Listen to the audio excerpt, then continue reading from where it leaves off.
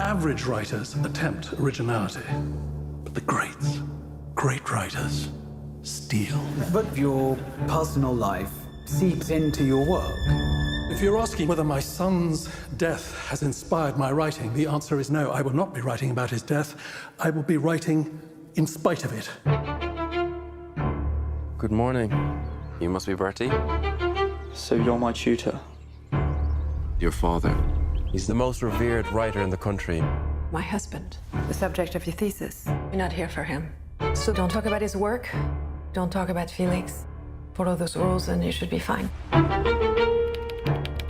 It's only been 2 years since. Felix. Felix, off limits. Don't do it again. You know Liam's a writer too. I've seen the novel. It's actually quite good. You know you're not the first.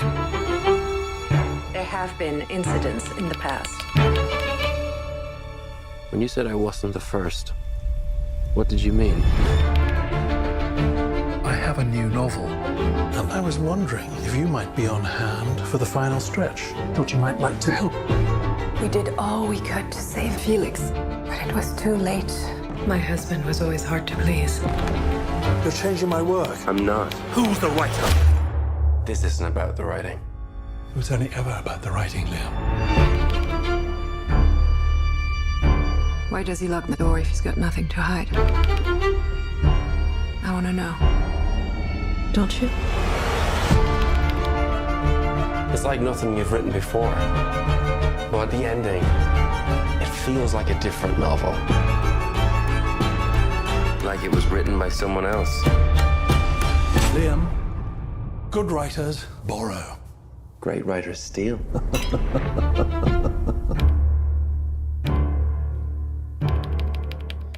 How are you? I'm very good. How are you doing? I'm all right, thank you. Yeah, I'm also addicted to your Instagram account, which Thank you. I think you do an amazing job with it. What is your feel? What is your, just before we get to the movie, which of course is called The Lesson, which is coming out on July 7th. What first got you into doing that? Because you have a great sort of approach to it. It's very unique, I think. Oh, thank you. Nothing worked out or planned. I launched a niche independent father-daughter perfume company in 9 years ago at a store called Liberty in London and then online. And my daughter said, we have no money for advertising. You've got to get on social media. This is the way you've got to do it. So I did. And then, you know, as you know, 4 years ago, during the awards circuit that turned out to end up with, you know, Oscar nomination for Can You Forgive Me in 2019, I just instinctively started posting daily things that were happening in the run-up to all of that. I remember it. That's right. Meeting Barbara Streisand. Yeah, and whatever so it was. that's how how it developed. So it's there's no sort of planning at all involved. It's just, you know, speak as you find kind of thing. Yeah, right.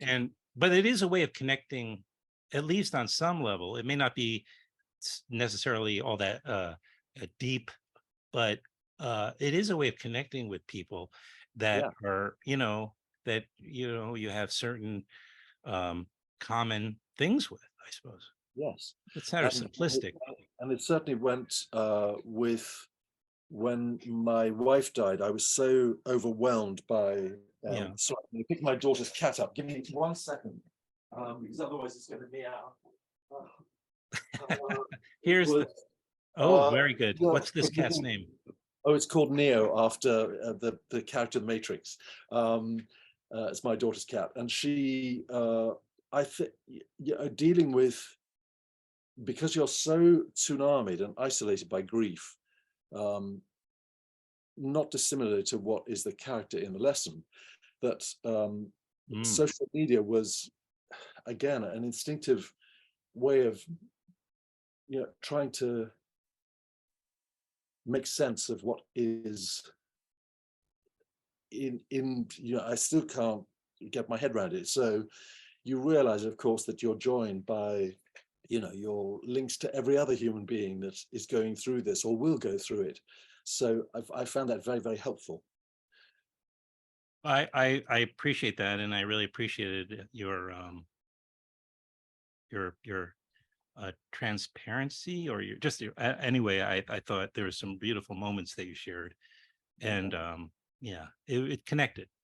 It connected. So well, and I can relate too. There was loss, in my life too. So seeing those videos was, I thought, great. It just was somebody else I knew, who I didn't know necessarily, but going through something that I can relate to. Yeah. And I'm sorry for your loss, really.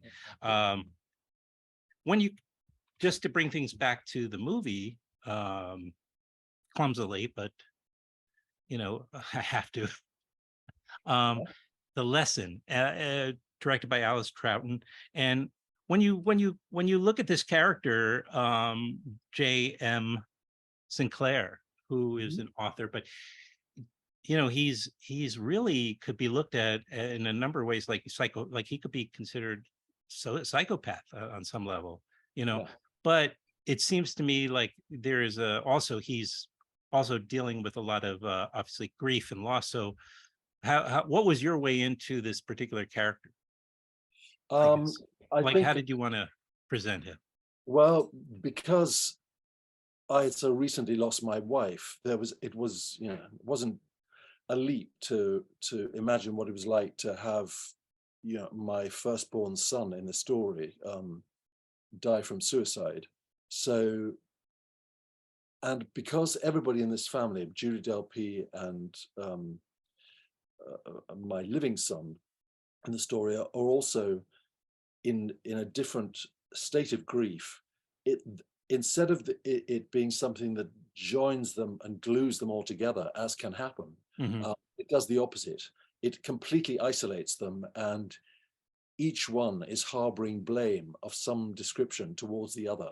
So that isolation of what grief does to you is something that was reflected in the way that we made the film, that there was no socializing between any of the actors at all. We met at the beginning of the shoot, to introduce each other, but there on in, we all were very separate. And I think that is a case of, without meaning to, actors have instinctively paralleled what is happening in their screen life to their private life in the making of it. And we were on location as well in Hamburg, standing in for Oxfordshire.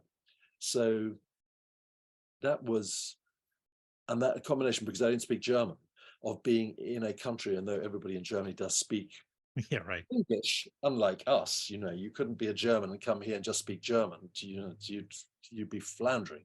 I think that isolation is exactly what filtered into the way that we made the film, and so it was fit to purpose, if that makes sense. And that was the way in, I think,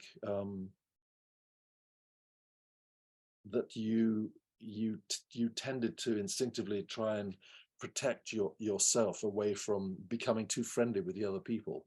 And I thought that it was just my situation because of the recent loss of my wife, but I noticed that the other actors did the exact same thing. None of them socialized, as far as I'm aware. Unless they're all lying, they could be saying, "Oh yeah, that's right. All were, and they were having a party on the Hofbrauch." Yeah, exactly. I don't think so.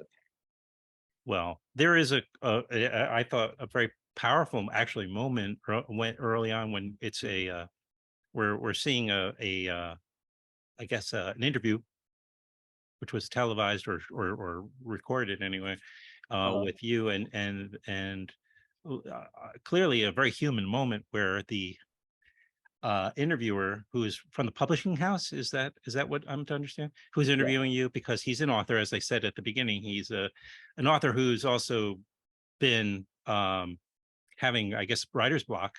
Yeah. And So there's already that, tension. And then the publisher or the interviewer brings up this, the death of your son.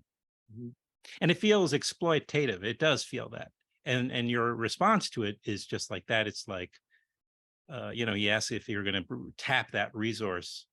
Mhm. I myself was never going to bring up your loss because I felt that would be too, I wouldn't feel it would be inappropriate. And also I would be then, it would be very meta. It would be life copying art in this case. Yeah. But how was that as an actor? I mean, doing that scene at this particular time? Well, exactly as you say, that certainly having to deal with the English press is a very different creature to the American press, in my experience. So whereas in England, they will go for the jugular whenever possible. So and I've seen so many people who have lost it when they've been doorstepped or confronted with something that is so personal. And that's not unfamiliar territory to observe if you live in England. So I drew on that because I have a particular friend that's recently gone through that, and so it was very straightforward to tap into that feeling of, you've just gone too far. And there's regularly on English television, you will see a politician or an actor or a presenter who literally mid-interview is asked a question too far, rips off the microphone and walks off. Yeah. That's the way it is. And of course it makes for great television. Yeah. And I understand as a journalist why, because you provoke and you get the response. But of course, for the person who has lost control, then they have to do damage limitation, and publicists have to come in and go, oh no, the person was just having a bad moment or whatever. So yeah, it was, as you say, it was a meta moment to do that. Well, also not to just make it seem that the film is just about I don't know, heavy or intense with drama. There's also, this character is unpredictable and prone to fits of also fun and also of mischievousness. And I saw you enjoying your performance at times very clearly. Well, that is the attraction of doing a part like this, that if you play somebody with an enormous ego, right, is it's something that is so I'm so sorry is usually the first phrase that comes out of my mouth, which is another typically English thing to do. I'm so sorry I'm late. I'm so sorry I exist. I'm so sorry that yeah, right. I should never speak up. Yeah. So to play somebody that is just unequivocally couldn't give a fuck about anybody, that's exhilarating to do, because you're given words to say that I could never say. And the classic example is, you can have an absolutely atrocious meal in a restaurant, and my experience of America is that somebody will say, they'll call the server, they'll refuse to pay the bill, they're asking for money back. In England, we'd say, yes, this food was absolutely terrible, I'm never going to come here ever again. And the server comes over, the maitre d', and says, how was your meal? And you say, oh, it was just delightful. It was delicious. And then you leave. Yeah. So, well, I think you're describing a phenomenon, though, that takes place mostly in New York City. I think a lot of Americans also just sort of, suffer happily or suffer, quietly with their cold soup or whatever. Yeah, I think so. But yeah, I know what you mean. And this is the age of narcissism, or maybe it's always been, but it seems particularly rampant at the moment, at least in many of our political leaders. yes. or leader wannabes. What's that? Yeah, absolutely agree.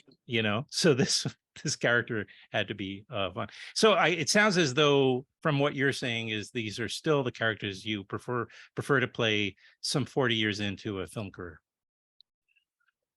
Yeah, I think that anything that you haven't been asked to do which is an exact replica of what you've just done before, is Yeah. always a surprise. And that's, that's the kick of getting the gig, where somebody has seen something in you or think that you can, you can color this thing in. So, at the beginning, it's always, you question, why have they cast me? And then after a while you think, oh, well, of course, nobody else could have played this part. So, it's an ongoing nature of being an actor, in my experience, and almost every actor I know has this, that on one hand you have low self-esteem, and on the other, large ego, which means, give me the job, Adam, over somebody else.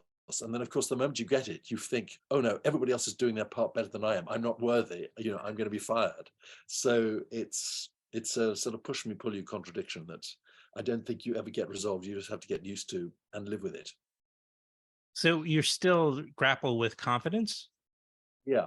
It gets easier the more regularly you get employed. But I see. Right. I thought that, Judi Dench is in her mid-80s, and I saw her recently, a couple of weeks ago, and I said, do you feel any less fearful now? And she said, more fearful. Wow.